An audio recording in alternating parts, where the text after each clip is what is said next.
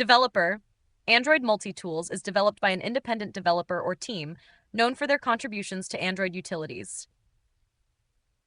Android Multi-Tools is a versatile software utility designed to help users manage and troubleshoot Android devices efficiently. It is particularly well suited for addressing common issues such as unlocking patterns, resetting forgotten passwords, and managing device configurations.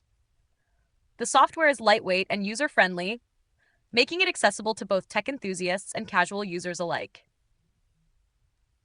One of the key features of Android Multi-Tools is its ability to unlock Android devices without requiring the user to root their phone. It supports multiple functions, including wiping user data, removing forgotten screen locks, and even fixing minor software glitches.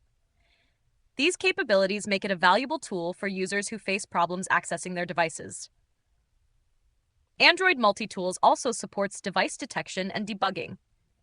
It allows users to access their Android device's information, including its software version, build number, and hardware details.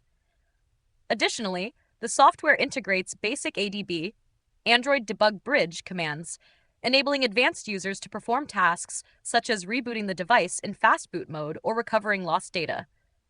The software is compatible with a wide range of Android devices and versions, ensuring broad usability.